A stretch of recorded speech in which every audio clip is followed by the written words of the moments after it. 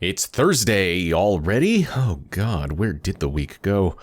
Anyway, in addition to being Thursday, it's also National Smile Power Day. And to celebrate, I'll be delivering all of today's news with a smile. Because I'm your host, Andrew, and this is Crypto Espresso, your teeny tiny daily shot of caffeinated crypto headlines.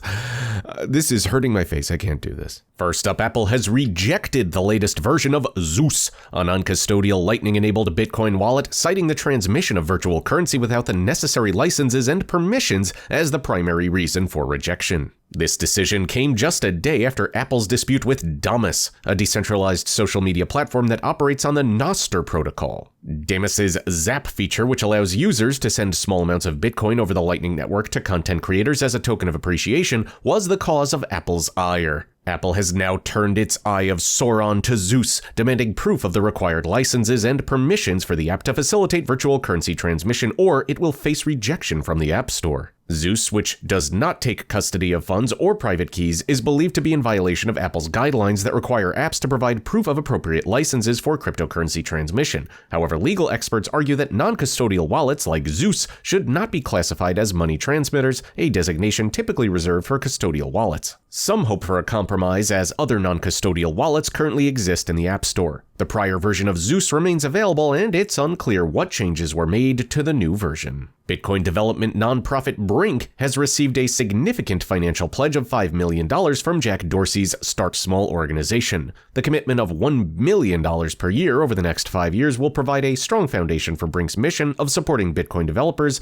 and ensuring the long-term sustainability of the Bitcoin core database. The support from Start Small will enable Brink to attract more talent, expand educational initiatives, and provide ongoing assistance to Bitcoin developers in their crucial work. The pledge from Start Small not only emphasizes the growing significance of Bitcoin and its underlying technology, but also showcases the commitment of Start Small to open source initiatives as a whole. Sam Bankman-Fried, SPF, the founder of FTX, has been granted the ability to contest additional charges in the United States after a judgment from the Bahamas Supreme Court.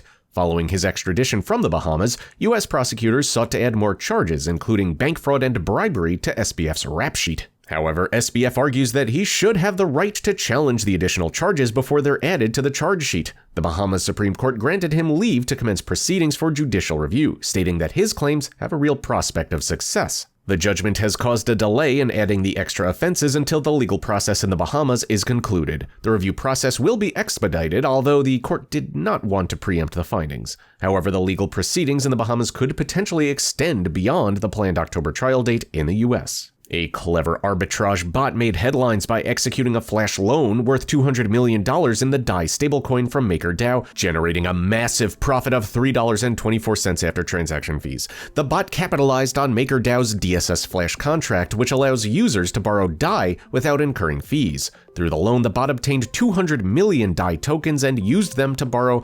$2,300 worth of wrapped ETH on the Aave DAI market. Subsequently, it traded the wrapped ETH for Threshold Network on Curve, and then it sold it on Balancer in a series of rapid transactions within a single block. Although the total profit amounted to $33, nearly $30 was consumed by transaction and protocol fees, so yeah, you're getting $3.24. Flash loans have gained some sort of notoriety for their potential misuse in the DeFi space. Previous instances of flash loan exploits on platforms like Platypus and Ovix have caused losses exceeding $10 million. But in this case, profit is profit, right?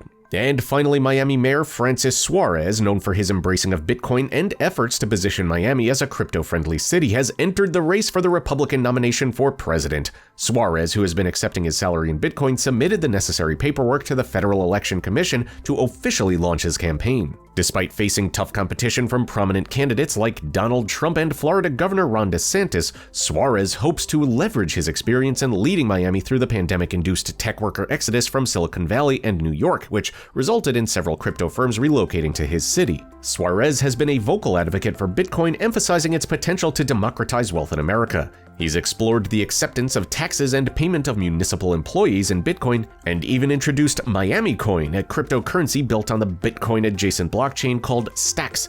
However, the token faced significant challenges, losing about 95% of its value from its all-time high. Despite this setback though, Suarez remains a steadfast supporter of cryptocurrencies and believes in the underlying technology, stating that the price fluctuations do not alter his perspective. But here's something that can alter your perspective. Alright, sure, you've liked this video, subscribed to our YouTube channel, and clicked on that little bell icon to get buzzed whenever a new Crypto Espresso video goes live, but have you ever done all of these things while tilting your head 45 degrees to the left?